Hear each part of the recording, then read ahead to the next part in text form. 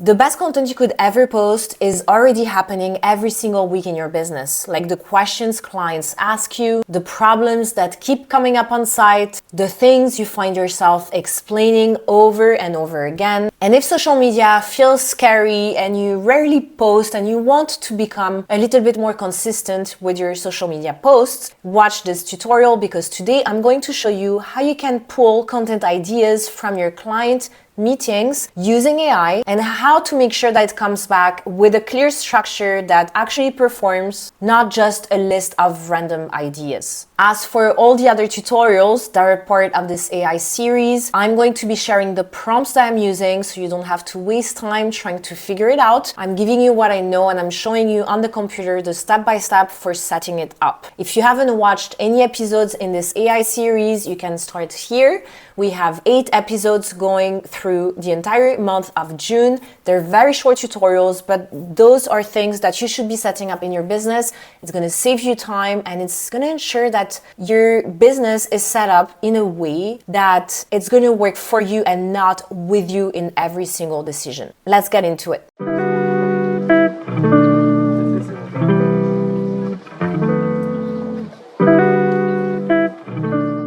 To create content ideas, you can use either Claude or ChatGPT. I find that Claude is a little bit better at writing less generic content, but ChatGPT, I've been using it as well a lot. So I'm going to show you here because it's not going to make any difference. So just go into the platform of your choice.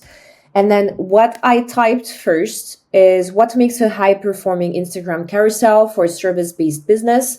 Give me the full structure of a carousel that hooks, educates, and drives saves and shares, including what each slide should do and why. It gives you the structure for a high-converting carousel. I told you I like to create custom GPTs or projects in Claude because you don't have to keep repeating the same thing over and over again. You build the knowledge once, and then it's going to be much more efficient for you. So if you haven't watched the first episode about how to build a custom GPT, watch it here because I'm not going to go over it. But what I did was that I then went into the prompt engineer to build a prompt to build my custom GPT.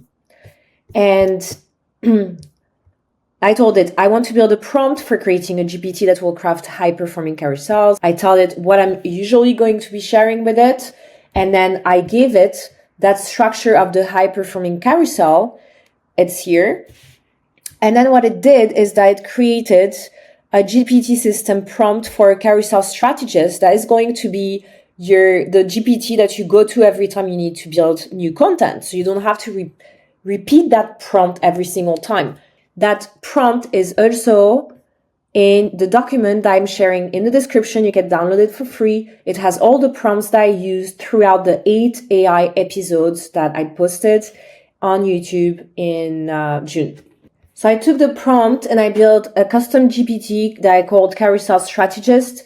And then what I'm going to do, I'm going to test this GPT to see what it does when I share a transcript. And the first step that it does is that it's going to pull the strongest carousel angles that you can then choose. Like you can choose the angle that you want to build a carousel from. So we have a few examples. It's giving you a hook. It's giving you a core insight. It's giving you why it will perform and the type of content. 10 angles that you can choose from based on that call. So I'm going to choose one now and we're going to see how it creates the carousel. So I chose an angle and it's giving me the breakdown per slide. It's basically took that conversation and on one specific angle, it created 9 slides with ending with a CTA. You can also tell it what CTA you want. What is the call to action? Do you want to send people to a freebie, a lead magnet that you created? Do you want them to book a call with you? Do you want them to look at your website? What do you want them to do? So the more detailed your custom GPT is, the instruction that you're going to feed it, the better this carousel is going to be. Because if you give it instructions about your voice, your tone of voice, the type of clients that you work with, your niche, and this is all in the prompt document I'm telling you, you have to give it as many details as possible so it knows how to speak. You can start creating different types of content as well from LinkedIn, YouTube, newsletter, whatever it is. But this is always the way it's going to work. You're going to have a prompt that you're going to refine.